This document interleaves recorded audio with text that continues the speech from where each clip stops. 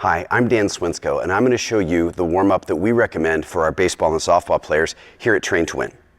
The first group of exercises I'll show are exercises you would do on the field where the athletes start on the foul line and run out into the outfield to a point approximately equal to second base, and then of course return.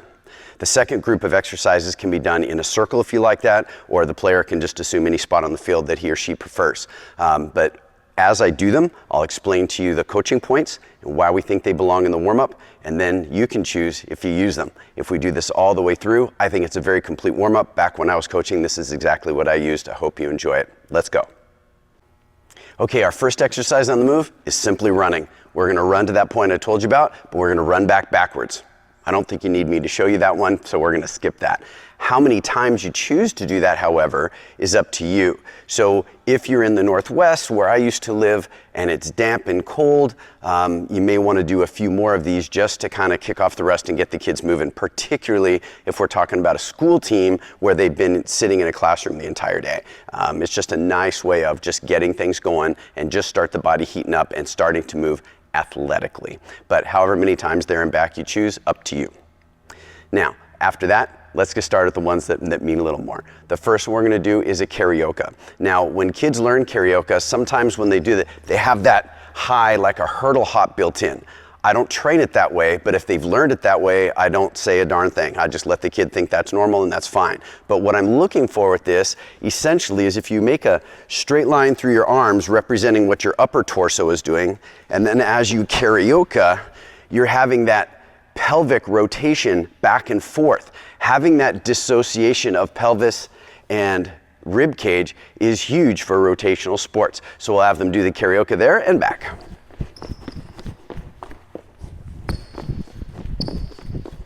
Just like that, as you can imagine. And again, once again, how many times you do that, up to you. Now, after karaoke, we just do some simple skips. Now, when we're skipping, you'll find that when people skip, you can skip sort of like a happy child on their way home from school, or you can skip like an athlete. And when we skip like an athlete, we don't want to think about getting this leg high. We want to think about the other leg driving into the ground. So remember, when you coach it, it's all about the foot interacting with the ground. Push down with that foot, and you'll naturally come up with the other. So that is skipping. After skipping, we're going to do a shuffle, and you can do just the simple lateral shuffle. Lateral shuffle in baseball and softball could mimic base running skills, but also you're getting a low base, you're really getting those quads and other leg muscles to wake up. Now, the way you can play with it a little bit to make it more athletic, what I'll usually have them do is go there and back once, and then do one where they skip and flip, or you shuffle and flip.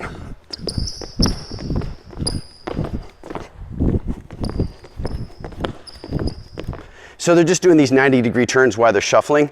Again, there are times in baseball or softball, particularly for outfielders, where they're here and all of a sudden they have to decide they have to turn and go with balls hit over their head. So it's just another way of getting a little bit of dissociation, a little bit of athleticism. We can do another one with a zigzag one. So it'll be this. And of course, on the way back, just like that.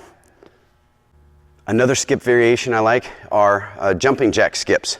This essentially is mimicking an outfielder having to make a very long throw. They get behind the ball, they get it, they do the crow hop, and they scissor their arms. So we call them jumping jack skips. It's just that same movement.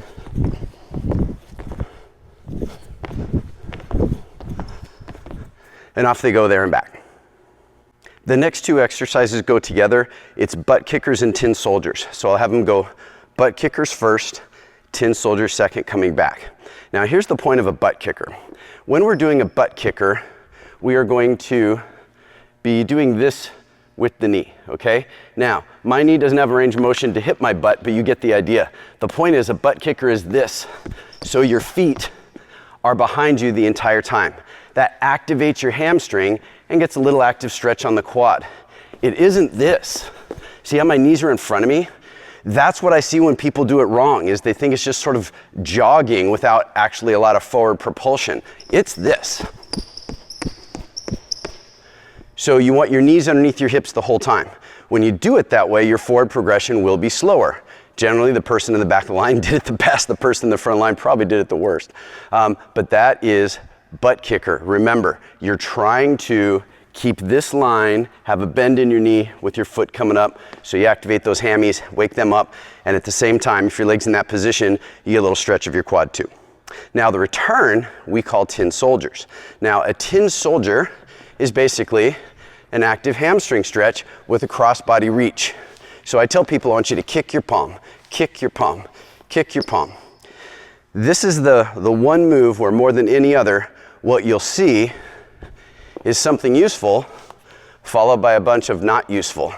Something useful followed by a bunch of not useful. That drives me crazy as a coach. I didn't allow the kids to do that. That's up to you.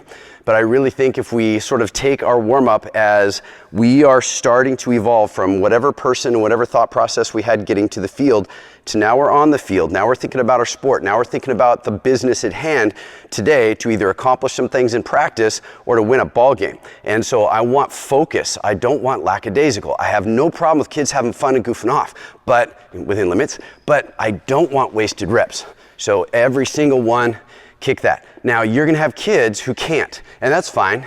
They can just touch their leg wherever they can reach it, or they can try to go elbow to knee. Now, if you go elbow to knee, you might even choose to add that separately. It's really more about an oblique abdominal thing because it's kind of a standing crunch versus here, when they're doing this, they're actually trying to get the flexibility to do that, which is our end goal for that drill anyway. So you can apply that as you see fit, but those are tin soldiers and butt kickers. Our last three moving exercises are ones that are more mobility oriented, but again, also get the legs working a bit. We just call them long and low. So I'm gonna get a little further away so you can see me better. Long and low with reach, the first one is just a forward lunge, but it's exaggerated. So keep in mind, if I'm lunging like normal, it'll be a normal length step. This is an exaggeratedly long step on purpose because we're getting some mobility here, and we're gonna get low because we're really gonna make those legs wake up. So that's long and low. Now the drill is long and low with reaches. The reach is overhead. I'm gonna show you this one from the side because I think it shows it so much better. But when I do it correctly, there's long, low, and when I reach, I've got my elbow straight. And then I'm gonna take it overhead as far as I'm able to. What you'll see all the time is even if they have a good step, you see that. See how my hands went up but my elbows are bent? That wastes the whole second part. Going up with a bent elbow does nothing. But when your arms are straight, you're getting length out of your lat and pec. And we need that for overhead positioning. So that's an important thing. So long and low with reaches. Then we do it laterally. And what that means is instead of being long and low this way, we are going to be long and low this way. Showing you from the side, it looks like that. And the thing to remember is it's not this. I'm not wide with my body in the center. I'm doing a big lateral weight shift with my weight lined up on this leg, my trailing leg enjoying a little stretch, but this leg's working, okay? And then we add that part. Now, the way you can make it work with the movement down the line is you simply have the kids flip direction. So I'll be here, elbows locked, remember? And then I just turn around. And now I'm over here, elbows locked. And now I'm over here, and so on down the line. If your group of kids are deconditioned, you might choose to do half the distance here, half the distance back, or have them go all the way and then do a different exercise back. That one's kind of tough for most people. Now the third variation of long and low is long and low with a goal post. Goal post, that's the position where your arms are here 90-90. So when I do this, here's my long and low, just like before. Here's my goal post. I'm gonna rotate towards the front leg and I'm gonna turn this way as far as I can. Again, this is getting really great separation of hips and shoulders as needed for every rotational sport or every component. The throwing, the running, the hitting. It's all here. Now we don't just rotate, we rotate and then elevate. And then take your next step, long and low, rotate, elevate. And you work your way there. So again, you might choose to do the long and low lateral to the point in the field and then do the goalpost long and low version on the way back. However you like to do it, coach, that's up to you. But that exercise gives you so much. Now, what's next are the ones that we do stationary. The stationary ones don't really need to be done in any particular order. I tend to think a little bit with this first is get your throwing hand, make a hook out of it, take your non-throwing hand and pull. So this is one I just naturally go to first. It doesn't have to be, but this little series all kind of string together, so it works pretty well. It doesn't make it choppy, right? It just one flows to the next and next. So I'm going to be here and I'm pulling. Now, when I'm pulling, I'm using all my pull muscles, pulling, because I'm pulling hooked fingers. Then I'm going to add to that some movement like this, which is good for fingers, wrist, forearm, elbow, shoulder. And then I'll reverse. I don't care how many you do, usually 5 to 10 is good. This one's really fast, so even if you decide you want to do 20, it's still not a lot. Again, look at your group. You don't want your warm-up to fatigue them, you want it to warm them up. So a more fit group of individuals, you might do a little bit more. A less fit group, you might tone it down.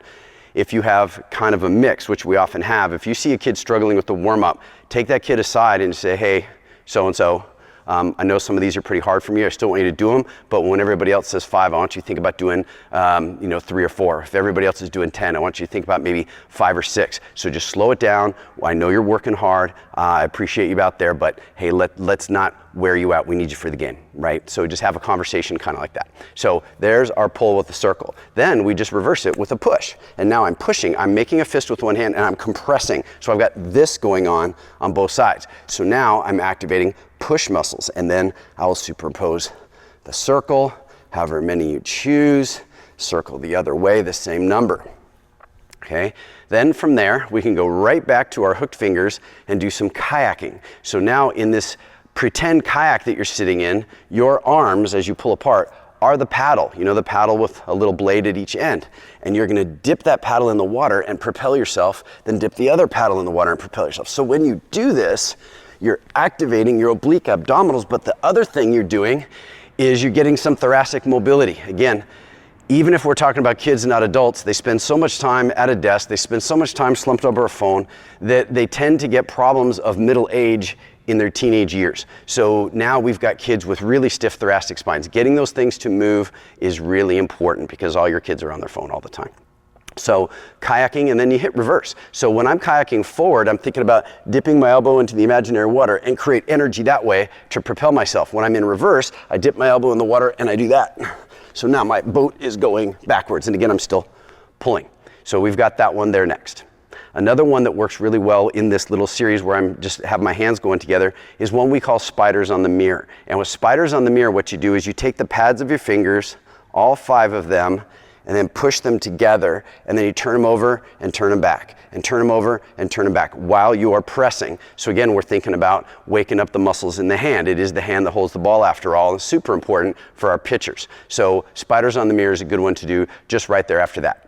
The next thing I like to do is go into some shoulder circles. You'll find people sort of just do this naturally on their own if they're about to get up and throw a ball. So I just think it's one that feels good to people, particularly if they're accustomed to doing it anyway. But what I do to add a little flavor is we go with single leg balance, which you've got to have with sport, of course. So the other thing I have people notice is that if I've got my thumb pointed forward, or I've got my thumb pointed backward, that's a very different experience. So I just start thumbs forward, 5 circles that are relatively small, and then I go 5 circles that are medium size, whatever that means to you, and then 5 circles that are big. And then we do the same thing in reverse with our thumb still forward. So now 5 reverse direction small, 5 reverse direction medium, and 5 reverse direction large. Then we go thumbs pointing backwards and repeat the process.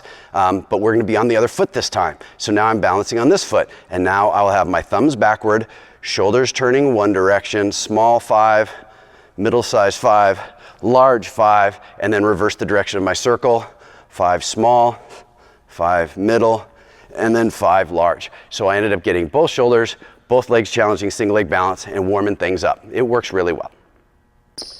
So now after doing all of those things where we're running back and forth across the field and standing in place and doing some other activation and mobility drills, we're starting to get pretty warm. But we have to remember, if it was just about being warm, you could sit in a sauna for 5 minutes. You could ride a stationary bike for a minute. You could, now that I live in Phoenix, stand outside for 10 seconds. You're warm.